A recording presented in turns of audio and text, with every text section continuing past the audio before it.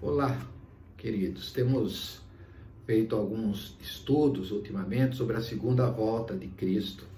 Ela está aproximando, porque muitos sinais estão se cumprindo nessa pandemia que nós vivemos, essa peste, a fome que já está alcançando o mundo, né? O Brasil é um exemplo.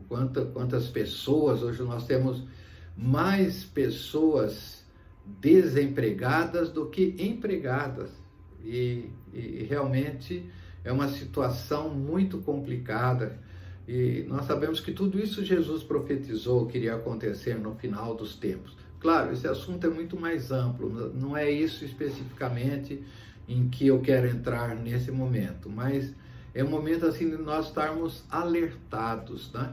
Jesus veio a primeira vez, como nós temos dito, como Cordeiro de Deus que tira os pecados do mundo, foi levado ao matadouro, foi sacrificado, morreu, ressuscitou, subiu aos céus, e a palavra diz que ele vai voltar para julgar os vivos e os mortos.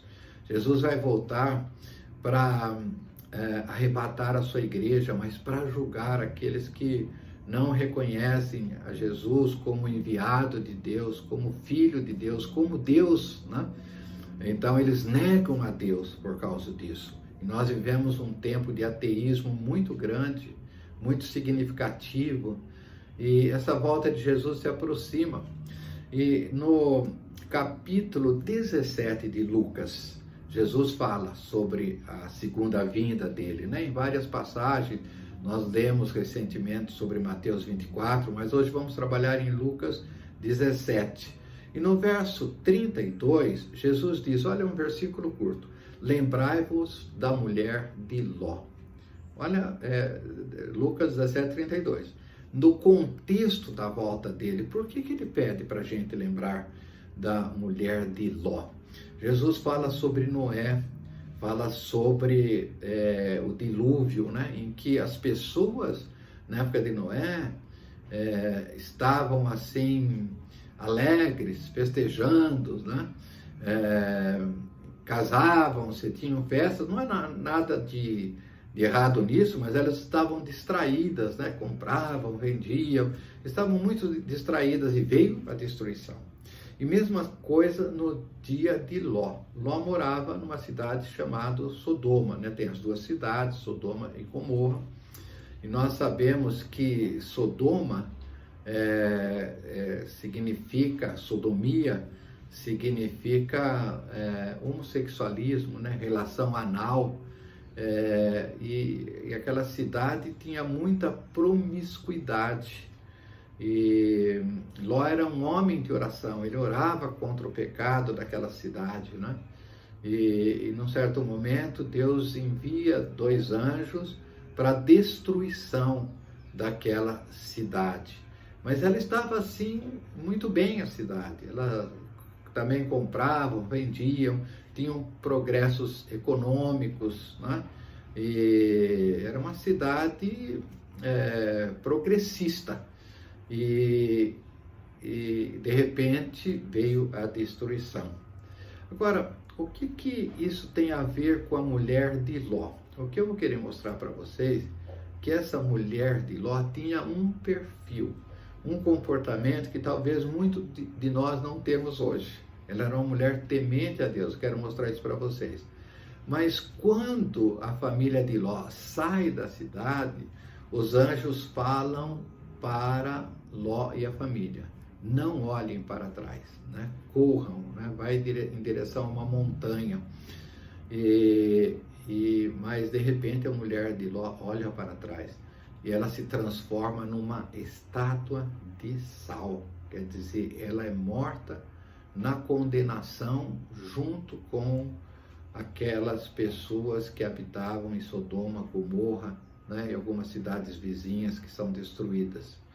Então, eu queria assim, estudar um pouquinho sobre isso, para a gente olhar para nós, né, se nós temos a característica da mulher de Ló, num certo lado positivo e num lado muito negativo. Isso está em Gênesis 19, se você quiser abrir a sua Bíblia, né, para acompanhar comigo. Em Gênesis 19 fala sobre esses dois anjos que eles estavam com Abraão e avisam Abraão que vão destruir Sodoma e Gomorra, né? E Abraão está muito preocupado com Ló. E eles chegam e Ló já estava esperando na porta. Creio que Ló já imaginava na porta da cidade, né? No verso 1 do capítulo 19 diz: ao anoitecer, vieram os dois anjos a Sodoma, a cuja entrada estava Ló assentado. Este, quando os viu, levantou-se, indo ao seu encontro, prostrou-se o rosto em terra. A reverência que Ló teve com aqueles dois anjos, né? E disse-lhes: eis agora, meus senhores, vinde à casa do vosso servo, pernoitai nela, lavai os pés, levantar-vos-eis de madrugadas e seguirei o vosso caminho. Responderam eles: não, passaremos a noite na praça. Mas insistiu Ló muito, e foram e entraram na casa de Ló. Deu-lhes um banquete, fez assar uns pães asmos, e eles comeram. Veja, aqui nós começamos a ver a característica da mulher de Ló. Em primeiro lugar, Ló convidou os anjos porque era uma casa que recebia pessoas. Era uma casa onde havia uma mulher hospitaleira, havia hospitalidade, né? Se a mulher dele fosse contra essas coisas, ele teria dificuldade, mas ele insiste. E a gente observa que essa mulher era muito dedicada, né? Ela prepara um banquete para eles. A Bíblia diz isso, né? E esse banquete era assim uma comida muito especial, né? Para alguém muito especial que estava vindo. Então a gente observa essas características, né, da mulher já como uma dona de casa, alguém dedicada, esposa, mãe, né? Tinha assim essas virtudes. Agora, o que acontece no passo seguinte? Os homens daquela cidade, vendo esses dois anjos, que não estavam na forma de anjo, como nós conhecemos, estava a forma de dois homens comuns, né? Eles não sabiam que era um anjo, eles queriam ter relação sexual com esses anjos, com esses homens, né? E eles foram à frente da casa de Ló e falavam: manda esses homens virem para fora.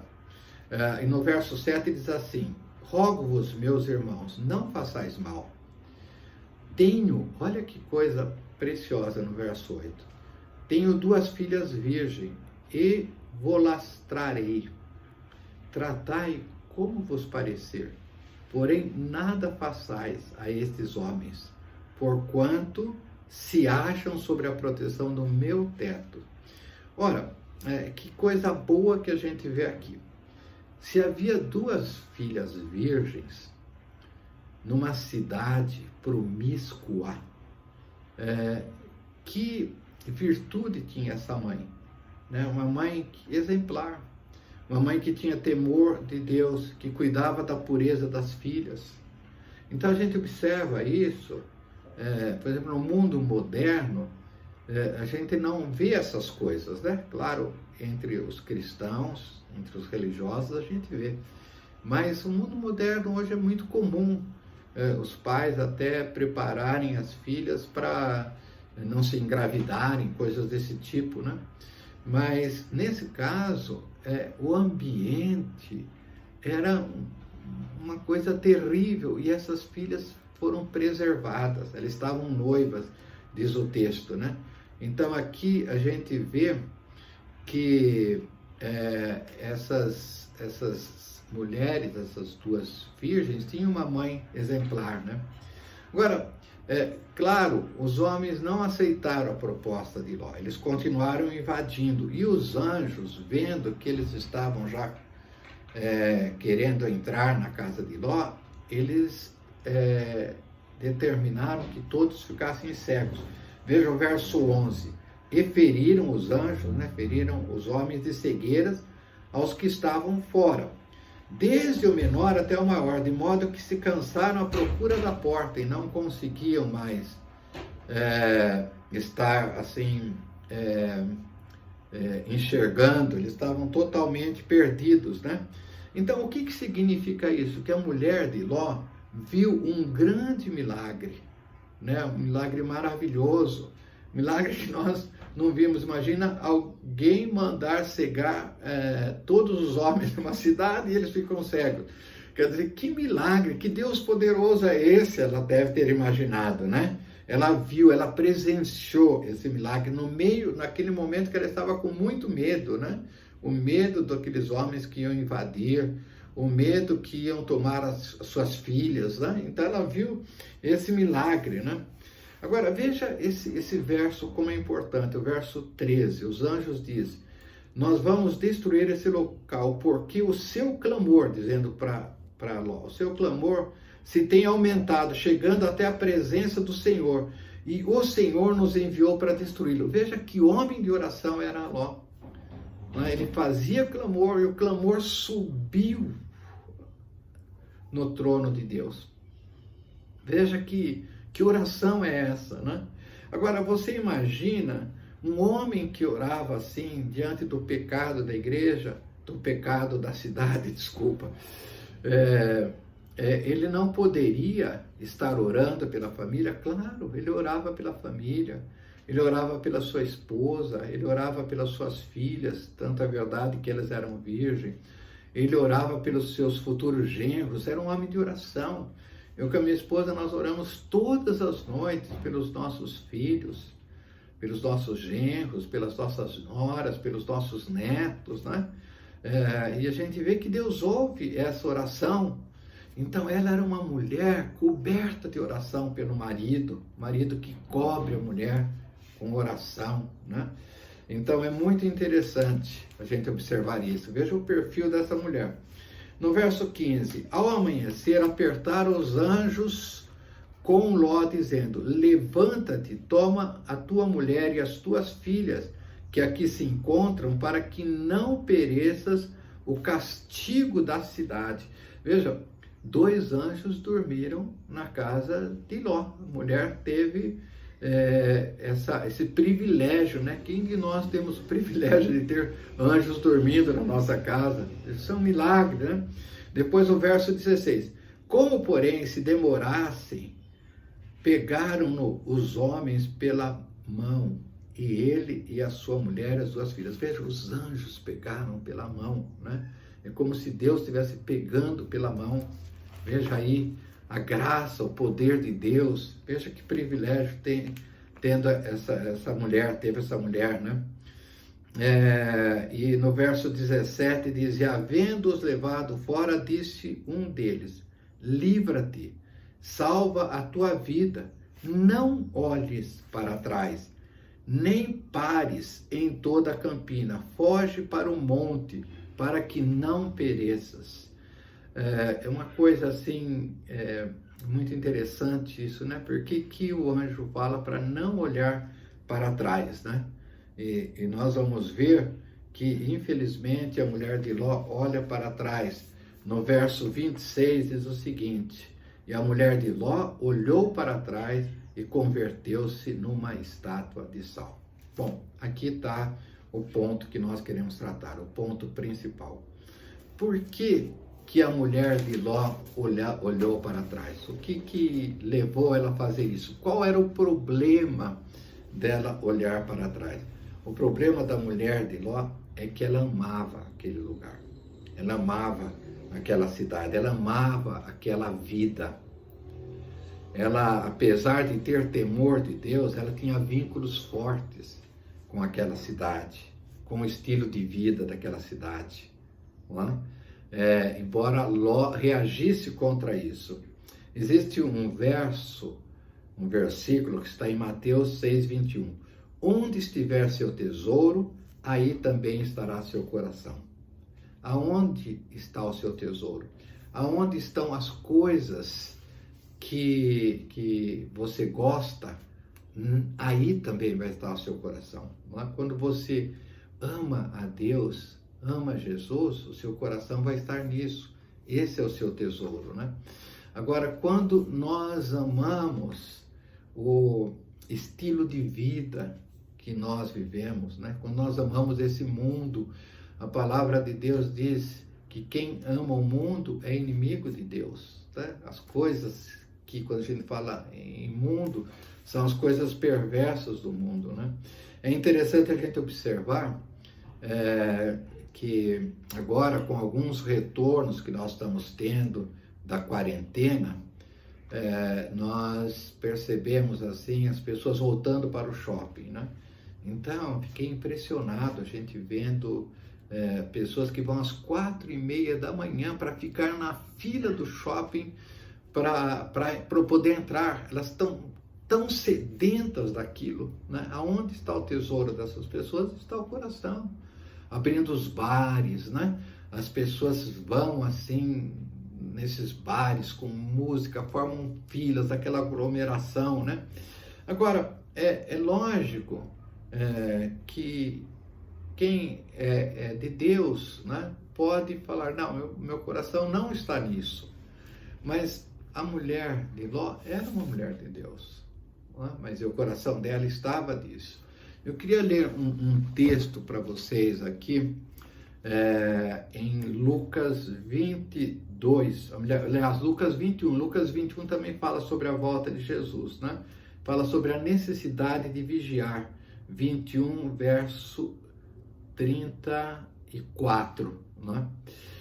Diz assim, Jesus dizendo, fiquem alertas, não deixem as festas, ou as bebedeiras, ou os problemas desta vida, façam vocês ficarem tão ocupados que aquele dia pegue vocês de surpresa, como se fosse uma armadilha, pois ele cairá sobre todo o mundo inteiro.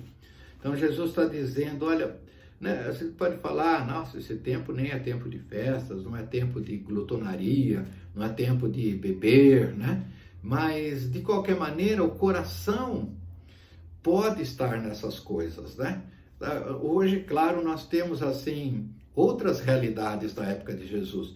Por exemplo, televisão, não é pecado ver televisão, né? É pecado a gente ficar preso à televisão e não dar espaço para Deus por causa da televisão, né? Por exemplo, a palavra de Deus diz, coloca o reino de Deus em primeiro lugar e todas as coisas serão acrescentadas, todas essas coisas, né? Então, às vezes, a televisão passa a ser um ídolo para a gente, toma o lugar, a internet, né? Hoje, né, ficamos lá quanto tempo na internet, no celular, né, mexendo. Então, de repente, o nosso coração está nessas coisas, né? Depois, Jesus disse, portanto, fiquem vigiando e orem sempre, né? Para a gente estar em espírito de oração sempre, a fim de poderem escapar de tudo que vai acontecer e poderem estar de pé na presença do Filho do Homem quando ele vier. Então, o que é importante isso, lembrar da mulher de Ló, né? Aonde está o nosso coração? Como é que nós estamos olhando para esse mundo, para as coisas desse mundo, para coisas que nos distraem? E o que é interessante aqui, Jesus fala, né, nós lemos, para a gente não estar ocupados com coisas, preocupados, sabe? Quando nós estamos preocupados, olhando para uma coisa, nossa, isso pode acontecer, ficar assim, amedrontado, nosso pensamento fica naquilo, a nossa visão, o nosso foco está em certas coisas, isso nos distrai, né? Sabe? Porque a gente não está confiando, né? A ansiedade, nossa, Jesus diz, não estejais ansiosos por coisa alguma. A ansiedade por coisas assim, é porque nós não estamos confiando em Deus, percebe? Então nós não estamos em pé para esperar Jesus. Que Deus abençoe a todos, tá? Para que possamos estar atentos, vamos pedir a Deus nesse momento. Pai nosso que estás nos céus, santificado seja o teu nome. Ó Deus Todo-Poderoso, nós clamamos, todos esses que estão nos ouvindo e nos vendo, que o Senhor possa fazer uma obra maravilhosa, nos despertar para essa realidade. Ainda que nós sejamos bons cristãos, ainda que nós façamos coisas boas, mas que nós não distraiamos, Senhor, para essas coisas do mundo, para essas coisas que nós podemos pegar, ser pegos de surpresa. Em nome de Jesus, dá-nos o Teu Espírito Santo, guia-nos com o Teu Espírito Santo, que o Espírito da verdade nos guie por toda a verdade, para nós estarmos de pé no dia da Tua volta. Em nome de Jesus nós pedimos e Te agradecemos. Amém, amém e amém.